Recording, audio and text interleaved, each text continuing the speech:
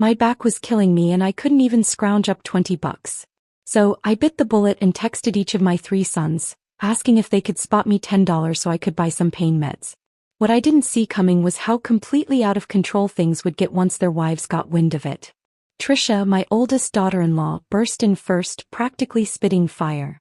She was like a roaring lioness, launching into a torrent of curses that left me no dignity whatsoever. Rachel, my second daughter-in-law, was right on her heels, pointing her finger at me and screaming about how I played favorites, how her husband Daniel shouldn't have to shell out $10 for me. And Nicole, my youngest daughter-in-law, was the most dramatic, collapsing on the floor, sobbing uncontrollably and threatening to divorce Jason. My heart sank. Every month I gave them my entire $2,000 pension, split evenly among them as a childcare subsidy. Not to mention I took turns watching their kids every day, cleaning their houses and cooking for them. At night I'd drag my aching back to the Santa Ana night market to sell snacks from my food cart. And every single cent I earned from that cart I gave away without a second thought. But this time I'd truly had enough. I sat on the old wooden chair in the kitchen, gently touching my lower back, a quiet resolve hardening in my heart. I was leaving. I'd already looked up train schedules and booked a ticket for 3 days from now, bound for Pineberry.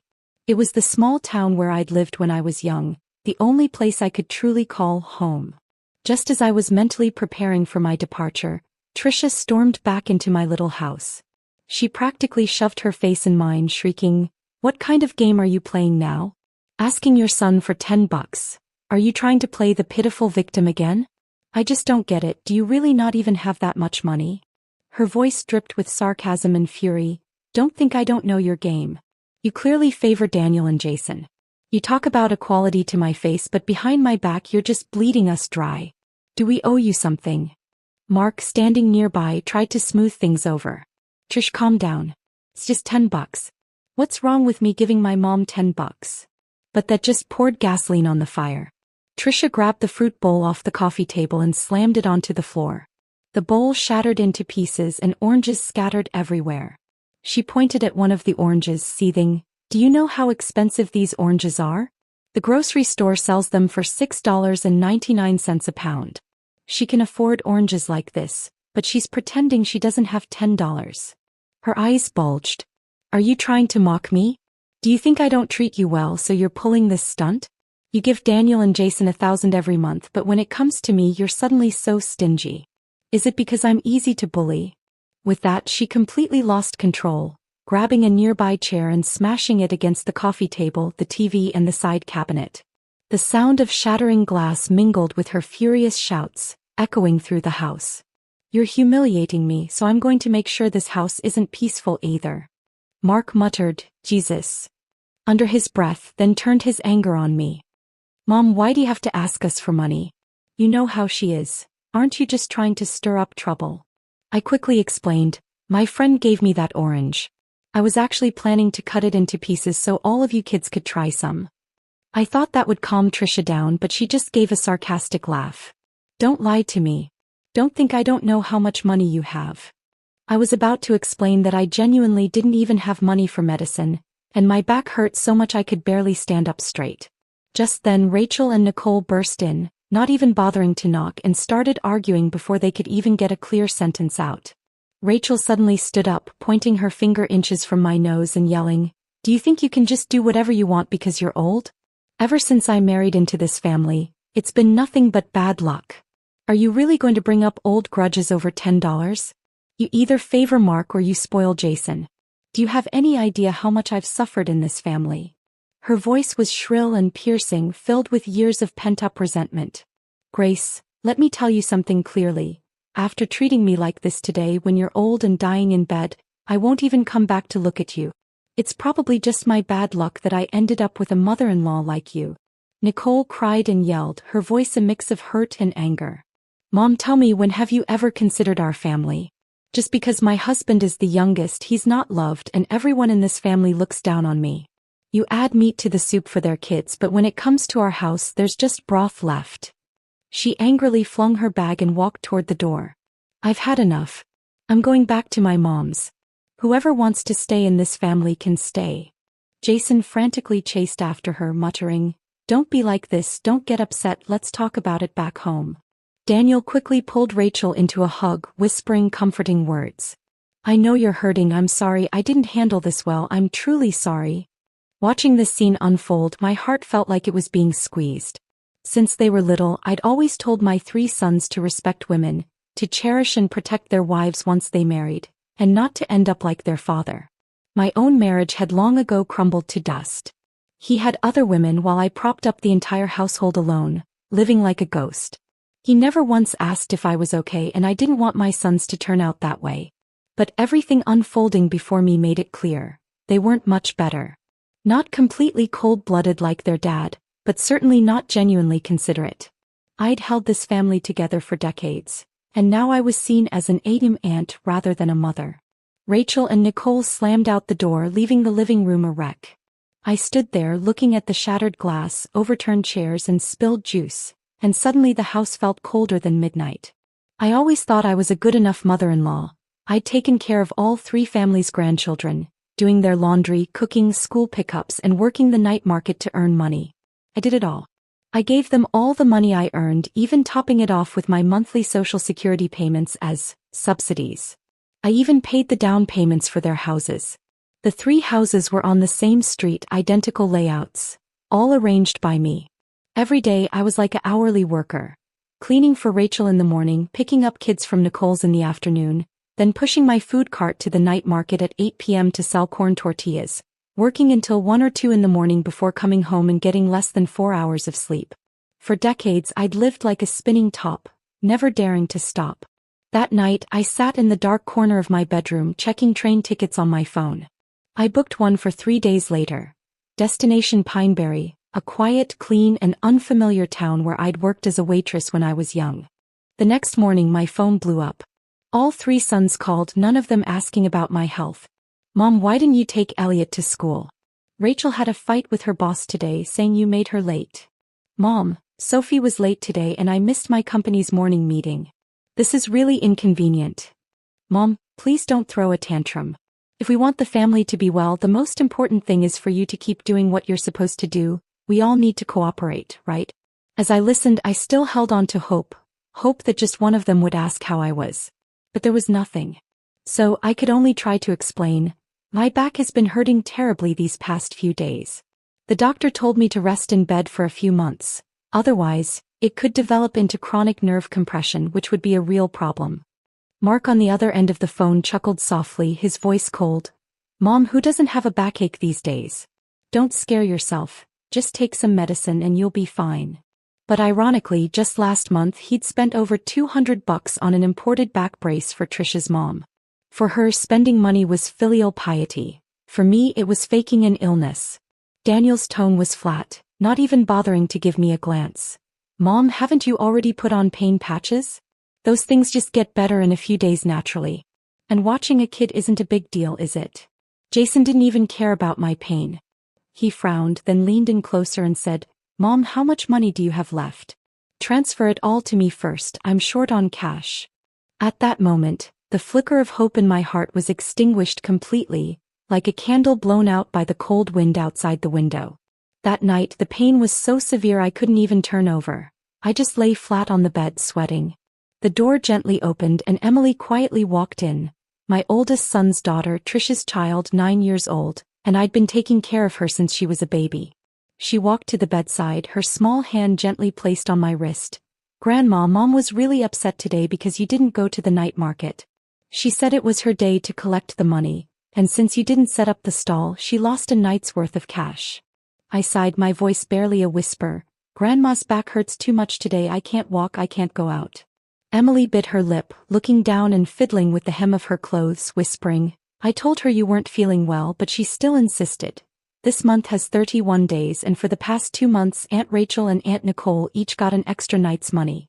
Now she says it has to be her turn to make it up.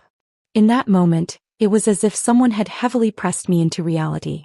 I had run that stall for 30 years through wind and sun, never missing a day. With that little food cart, I had saved enough money to buy each of my 3 sons their own houses. But after they all got married, Trisha was the first to get an idea.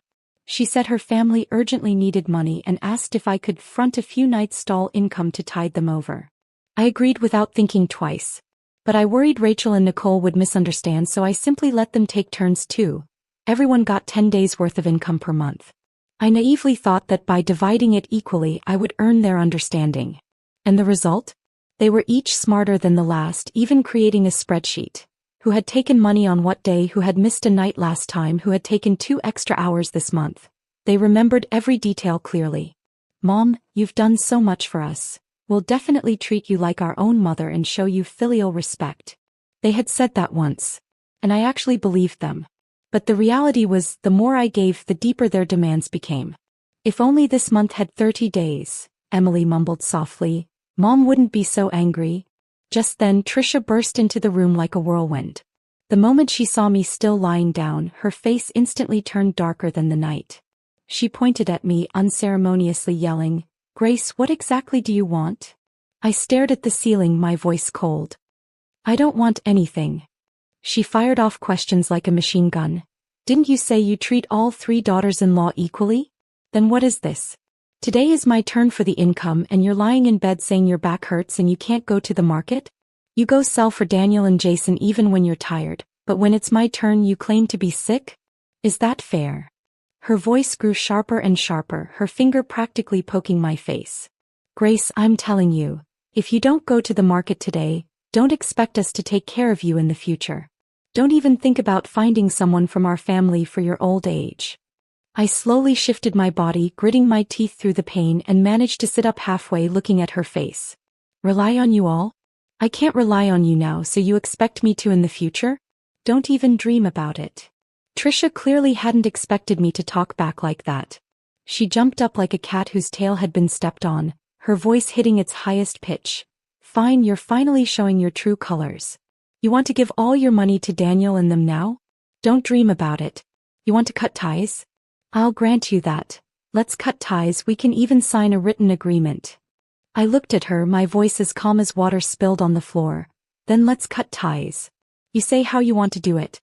If you want to sign a document or write a statement, I'm fine with it." Trisha froze on the spot as if I had slapped her unexpectedly. Then her mood suddenly took a turn. Tears came rushing down, pouring down her face, and she sobbed as if she had suffered the greatest injustice. "Oh God, what did I do to deserve this? To have such a biased mother-in-law, what's the point of living? I can't live like this, I'm divorcing Mark, divorcing him today."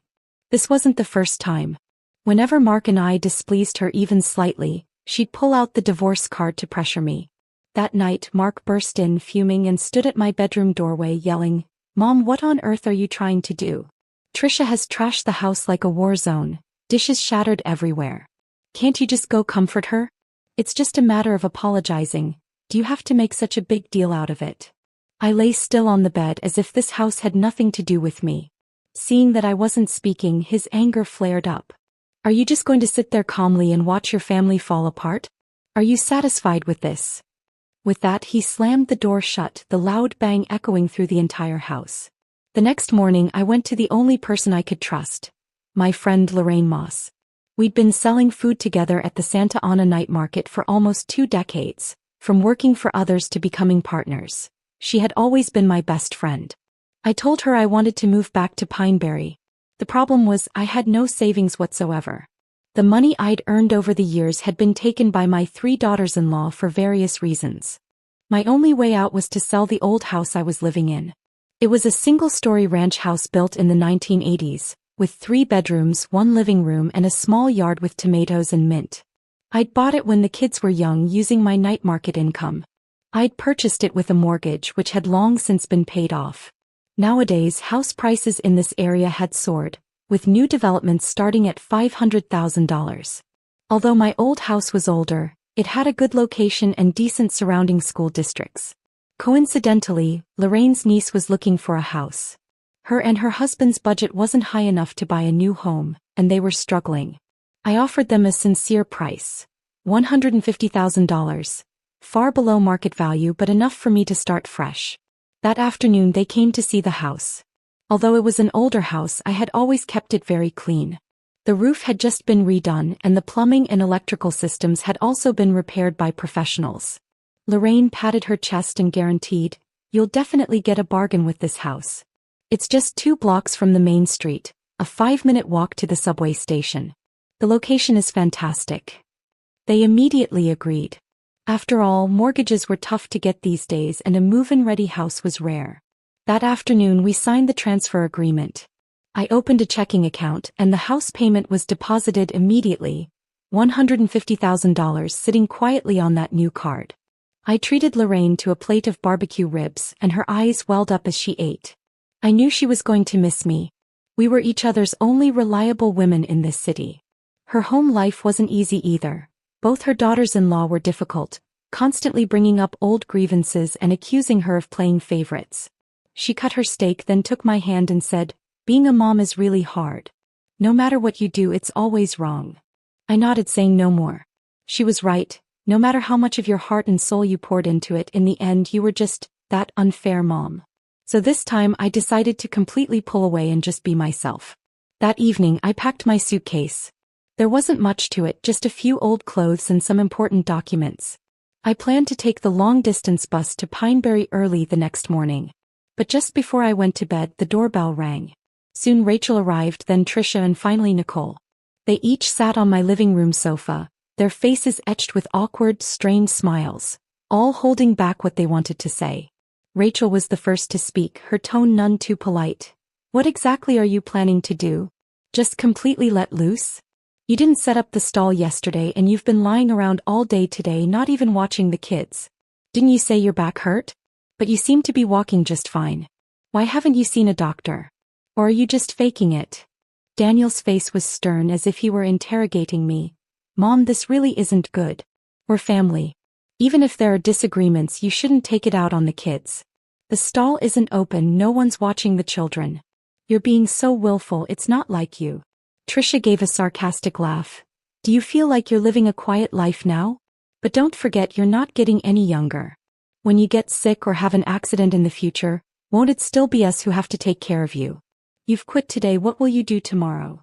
Trisha sneered, her tone carrying her usual sarcasm. "Are you enjoying flexing your muscles right now? Just openly saying you want to cut ties. Do you think you can still walk around now and someone will still take care of you when you're paralyzed in bed? Some people just live without knowing their place." Nicole, not to be outdone, crossed her arms, her face a mix of aggrieved indignation. "I was late for work today. No matter how unhappy you are, these grandkids are yours too, right? What do you mean by just washing your hands of them? Are you trying to cut ties or just seeking attention?" I answered her coldly, my voice flat. "Since they are also your children, let their fathers take care of them. I'm just their grandmother. Why should I be responsible?" At that, Trisha's eyes turned red with anger. She sprang up, waving her finger wildly in front of me. "You really dare say that? You, a grandmother, saying something like that? Are you even fit to be our children's grandmother? You're clearly saying you don't want to bother anymore, right?" I looked up, meeting her gaze, and replied word for word, "That's right, I don't want to bother anymore. I've done my best my entire life just to raise my own children. Your own children, you figure it out. Don't threaten me with family. Real family doesn't do this kind of thing. You've taken enough from me. From today on, no one is getting anything else from me." After I finished speaking, the room instantly fell silent. Trisha's mouth hung open, unable to retort. Rachel raised an eyebrow, saying nothing. Nicole rolled her eyes in disdain. Their 3 husbands, my 3 sons, also sat there as if they'd been struck dumb, not a sound from any of them. I knew they hadn't expected me to erupt. In that moment I finally said what had been weighing on my heart for years. The old me would tolerate everything, do everything, never dare to talk back, tirelessly living like a tool. But today I'd had enough. Rachel was the first to break the silence, a cold smile on her face. "Grace, are you really sure about this? If you're truly going to burn bridges, then don't expect us to help you one bit in the future." Nicole added fuel to the fire. "I think you're just so ungrateful. Do you really think your $1,000 a month subsidy makes you a sugar mommy?" Jason's voice began to harden. "Mom, that's enough, stop making a scene. You've rested long enough today. Starting tomorrow you go to the market and you watch the kids." Nicole directly grabbed Jason's sleeve, yelling at him, "Let me tell you clearly, if she keeps acting up and not working, I'm not staying in this marriage." Without the elders' support, this marriage will fall apart. I can live better without you. Jason quickly tried to calm her down. All right, don't be angry, she won't really abandon us. Mark and Daniel also quickly urged me, Mom, don't be impulsive. The family still relies on you. The kids need you and the stall needs you. Let's just move past this little disagreement. But my heart was utterly dead. I closed my eyes, not wanting to say another word to them. My decision was made. Tomorrow I would leave this city and these people. At 5 a.m, I slung my old travel bag, a faithful companion for over a decade, over my shoulder. Inside were just a few changes of clothes and a pair of worn-out shoes. I took a taxi to the station. Once on the bus, I didn't look back. Outside the window, the city lights receded rapidly, much like my life, left behind by time, unable to grasp onto anything. Soon after the bus started, a young girl sitting next to me smiled and offered me a piece of bread. Ma'am, you look a little tired. Here, have this. Her smile was pure and genuine, just like how my 3 daughters-in-law had smiled at me when I first met them. Back then, they had looked at me with such tenderness, saying, "We'll be family now." But tenderness has an expiration date. The closeness we once shared had been slowly eroded by reality. Time moved forward, but people drifted further and further apart. I took the bread, softly saying, "Thank you."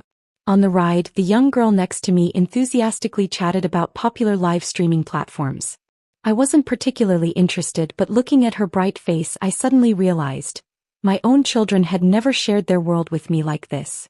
10 hours later, I finally arrived back in Pineberry. Today's American society is dominated by towering buildings and rapid expansion, but this small town on the edge of Oregon still retained a quiet desolation. The air here was filled with the scent of pine and earth, crisp and silent, yet it also sent a chill down my spine. I had been gone for over 2 decades. Almost none of the young people in town recognized me. Only a few white-haired, slow-moving elders still managed to call out my youthful name. The old wooden house I once lived in had half collapsed, the yard overgrown with weeds, and the windows were just precarious, empty frames. The mayor Hawkins was a kind old man. Hearing I was back, he suggested I temporarily stay in the staff dormitory behind the town hall. Without much thought, I withdrew $20,000 in cash from my new account and gave it to him to hire someone to build a simple cottage, entrusting him with the construction and procurement. In the days I waited for the house to be built, I reopened my phone. Dozens of voicemails and texts, all from my 3 sons and their wives. They had added me to a family group chat titled, "All for Mom," but every message felt like an accusation. "Mom, are you crazy? You sold the house without telling us. The police said you left the state. Why are you going to Pineberry? Who even knows you there? What do you mean by just ditching everything here? Now Sophie's late for school every day and getting called out by her teacher, and I'm late too. Do you know how embarrassing that is for me? Can't you just come back and take care of the kids? Do you really have to force us to quit our jobs? Our family is already stretched thin and you just ran off and left everything? You're the most irresponsible mother I've ever seen. Are you planning to completely cut ties with us?" I looked at their words, my fingers unhesitatingly typing a single sentence. "From now on, our relationship is over. I will be deleting your contact information. Please do not contact me again." After sending it, I removed and blocked each of them from my phone cleanly and decisively. It was time to live for myself. I spent a few days marking out 2 plots of land on Pineberry's north slope, one for growing grains and the other to create my own garden.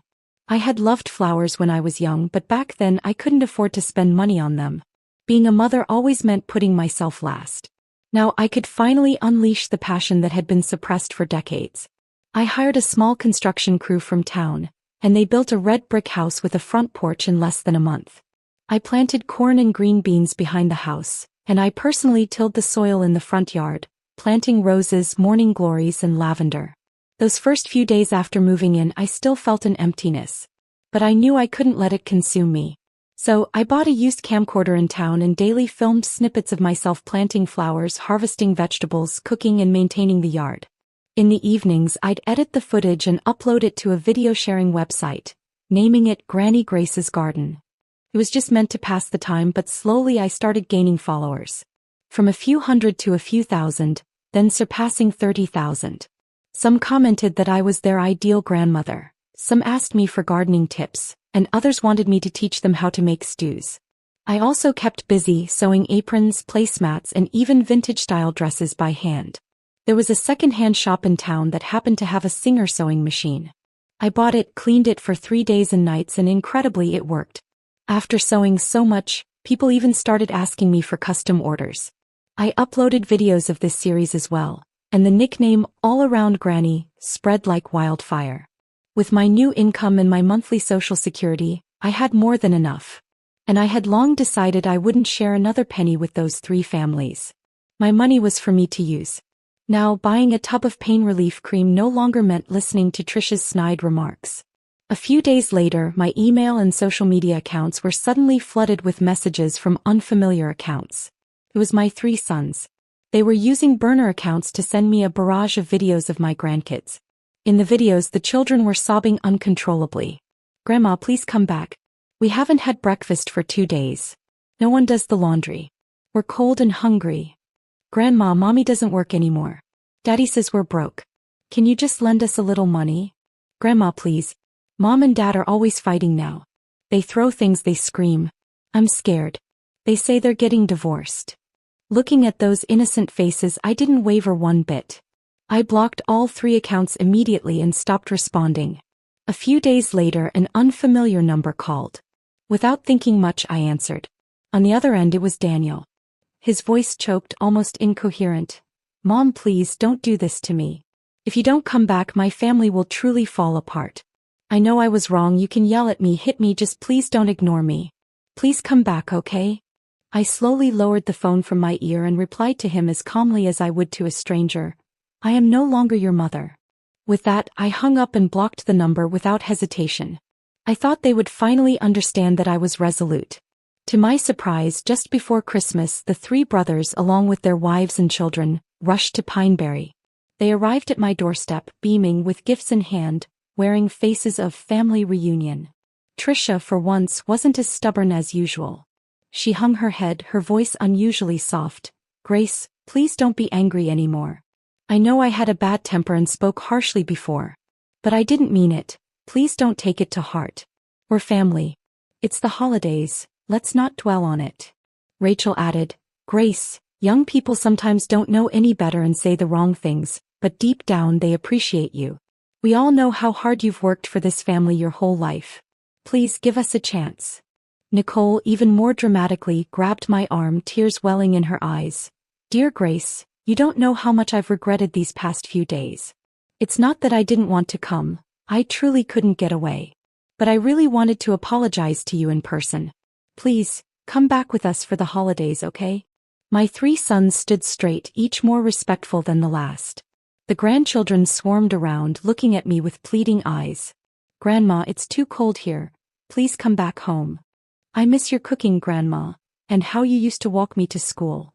Please, we want you to come home. Please." I looked at them, the tears, the apologies, the children's pleas, each more moving than the last. But I knew perfectly well, these people weren't truly remorseful. They just wanted me to come back and continue being their tireless, uncomplaining, unpaid nanny. I pulled my hand free from Nicole's tight grip, my voice as cold as ice. "I have cut ties with all of you. Even if you knelt and begged me, I would not go back. And I will not forgive you." Mark's face filled with shock. "Mom, why are you being so absolute? You're our mom. Is it really necessary?" I stared at him, expressionless. "I don't know your lives and I don't want to know. But my life now is very good." The expressions on the 3 couples' faces instantly froze. Astonishment, anger, and unease intertwined, but they didn't dare say another word. However, they didn't give up. 2 days later, they started seeking out the town's priest, the supermarket cashier, and even Mayor Hawkins. Anyone I knew, they tried to enlist to plead their case. But no matter what they said or who tried to persuade me, I had only one reply. "I don't even care about my own sons anymore. What do you think my daughters-in-law could possibly offer me?" After my statement spread, the entire town understood my unwavering resolve. Perhaps it was at that moment that my 3 sons finally realized they had lost me.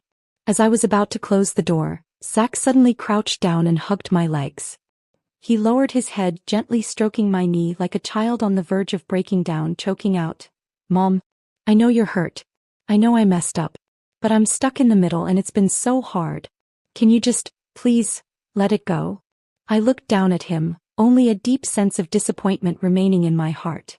I worked tirelessly to raise you, I said calmly but firmly, to put you through college, help you buy a house, teach you how to be a responsible husband.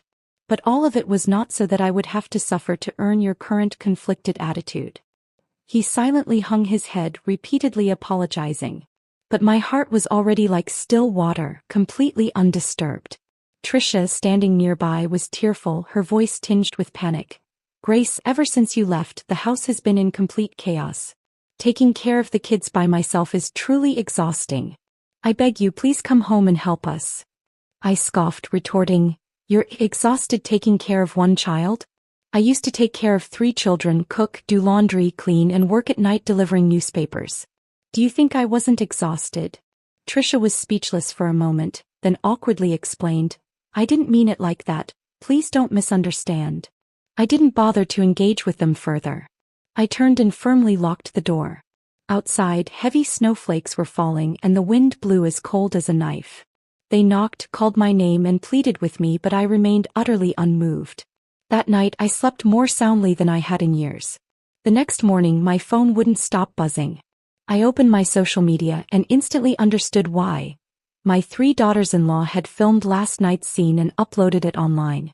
In the video they stood at my front door in thin clothes, shivering and crying in the snow, looking utterly miserable. The caption read, Came home to apologize but locked out by mother-in-law all night long.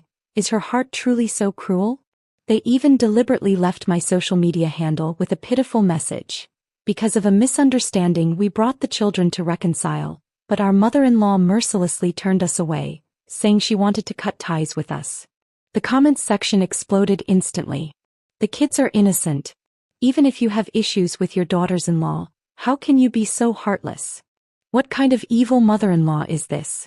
Her heart is too hard. If one daughter-in-law is a problem, maybe it's a coincidence, but all 3 are impossible? The problem might be with you. In just a few hours my follower count skyrocketed to over 100,000, almost all of them there to curse me. I however thought, good. So I immediately set my account to followers only can comment. Those trolls poured in like a tide, cursing me while following me, their comments flooding faster than a hurricane. I knew their aim, to use online pressure to force me to bow down, to morally blackmail me with public emotion. But they had miscalculated. I quickly released a long statement. My relationship with my 3 daughters-in-law has officially ended. You may choose to forgive their malicious actions, but I do not accept their fake apologies and dramatic moral pressure. I don't live online, nor do I live for likes. I have my dignity. When that tactic didn't work, they escalated. They publicly slandered me on the platform, accusing me of mistreating the children, even fabricating rumors like, I forced my grandkids to clean toilets, and I didn't feed them. The trolls grew in number and the traffic intensified. But I was ready.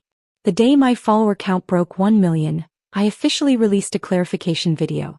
In the video I laid out their chat logs, voice messages, payment screenshots, and even recordings of their arguments over $10 in the group chat. I even included examples of their past insults towards me, as well as the nanny bills and health insurance I had paid for their children. At the end of the video I looked into the camera and calmly asked, I raised 3 sons.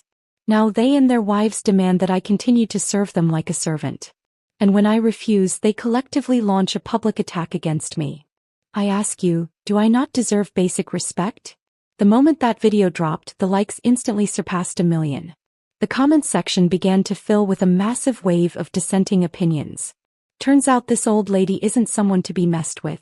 I was so easily swayed at first. Absolutely shameless. Draining their mother-in-law dry and still not satisfied, then cursing her over $10? I would have cut them off ages ago. I hadn't expected it either, but all the performances and words they had used in front of me were dug up by netizens. Screenshot after screenshot flooded the comments section, and the overwhelming criticism caught them off guard. The 3 daughters-in-law became public enemies overnight. They were furious. They rushed to my doorstep, filmed themselves cursing me. What do you think you are? You cut ties and really think you'll live long? You'll be lying in bed with no one to care for you sooner or later. Let's see how you die. After cursing, they turned and left. And then they genuinely disappeared. For 2 whole years there was no news. For the past 2 years, I'd become a genuine internet sensation, even putting our little town on the map. The mayor approached me saying, "You're the town's calling card now. Could you help us all with development?" I agreed. Not for the spotlight, but because I've never pitted myself, never relied on a man. I've always stood on my own 2 feet. I'd hauled cement, squatted on the side of the road selling hot dogs from a cart, and even taught myself fashion design. Now that I'm older, my spirit hasn't aged a day. I know that having the opportunity to help others build better lives is how I honor my age. I became the town's online personality, helping everyone with renovations, planting fruit trees, and setting up bed and breakfasts. Before long, tourists flocked in and everyone's income steadily improved. I even opened my own small clothing boutique, employing over a dozen women, each earning $5,000 a month. My life grew increasingly comfortable. Then one day Mark reappeared looking disheveled, standing in my yard. He said his company had laid him off and he wanted to start his own business, hoping I could help. "How do you want me to help?" I asked. "Mom, you're an entrepreneur now. $30,000 is nothing to you. It's a loan and I promise I'll pay you back," he said, his voice sincere. I scoffed. "Do you honestly think I'd lend money to a stranger who shows me no affection?" His face instantly fell and he roared, "I'm your son. You'd rather help strangers than me?" I looked him straight in the eye. "That's right." He fumed, yelled a few more words, and then slammed the door as he left. 2 years later, just before Christmas, I slipped on some ice and broke my leg, ending up in the hospital. To my surprise, all 3 of my sons and their wives showed up together. Trisha hovered, fetching water and fruit. Rachel, while draping a $2,000 mink coat over me, spoke sweetly, "Grace, you're a person of stature now. I wouldn't even spend this kind of money on myself." Nicole, not to be outdone, presented a pair of imported thermal shoes. "Mom, these are from Italy. Expensive but worth it." I smiled, but I knew perfectly well. They weren't there to see me, they were there to see my money. Before, when I was hospitalized with a high fever, not one of them showed up. Back then they'd often say over the phone, "She's not missing hands or feet. Why do we need to go?" No. Everyone seemed to have suddenly discovered I was a walking checkbook. I didn't give them a second glance, merely stating, "You really didn't need to go out of your way to visit. I haven't considered us to have any relationship for a long time." The smiles on everyone's faces froze.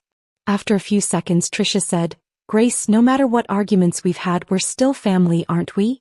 Now that you're sick and need care, aren't we 3 the ones taking care of you?" Rachel nodded. "Exactly. Others can't be relied on. When it comes down to it, it's us 3 who are with you, feeding you, cleaning you, changing your sheets. Those neighbors just offer cold comfort." Nicole chimed in, "Grace, let bygones be bygones.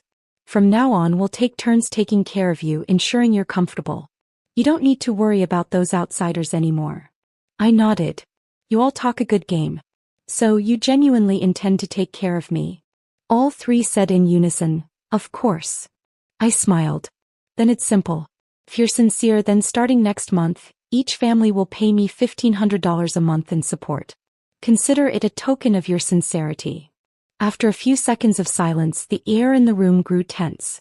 The color drained from all 3 faces almost simultaneously. Just then the doorbell rang. My neighbor, Laura, entered with homemade chicken soup and a bag of groceries, followed by 2 of her friends, Ashley and Emma. As they helped me adjust my bedding, Laura said, "Grace, this pillow isn't soft enough. We'll get you a new one." Laura glanced at my 3 daughters-in-law, her voice low but every word cutting. "You finally showed up, did you? Heard the old lady still has some balance in her retirement account, so suddenly everyone remembers she's family?" Ashley retorted, "If she were bedridden, would any of you wash her, turn her, or clean her? We are her real family." Emma suddenly spoke up. "She doesn't owe us anything, but we owe her a thank you. She gave us trust and kindness, and of course we'll repay it. She's good to us not because she has to be, but because that's who she is. If you've never tried to be good to her, isn't it a bit late to be saying all this now?" My 3 daughters-in-law exchanged glances, then grabbed their bags and stormed out in a huff. After that, I settled comfortably into Emma's home. She insisted I take their sunny guest room, and her kids often came to play with me. I offered to hire a caregiver, but my old neighbors wouldn't hear of it. Emma even had handrails installed and non-slip rugs put down specifically for me. One time Emma's mother-in-law Helen came to visit me. She smiled and said, "You've taught Emma so much, she's grateful and it makes me happy. The way she treats you, I know she'll treat me, her own mother-in-law, just as kindly in the future." Hearing that, my heart suddenly softened. Relationships, I realized, were never truly built on blood but on the heart. 2 years later, someone told me my 3 sons weren't doing so well. Their jobs were unstable and their family lives were a mess. They even sent relatives to try and reconcile with me, hoping I'd consider our family ties and take them back. I simply shook my head. My life, it finally belonged to me. The kitchen filled with the aroma of coffee, Emma's youngest daughter drawing on my lap, and the sunshine outside making me drowsy. What I wanted wasn't a mansion or a bulging bank account, but simply this: to be genuinely cared for, not for some inheritance but because I was worth it.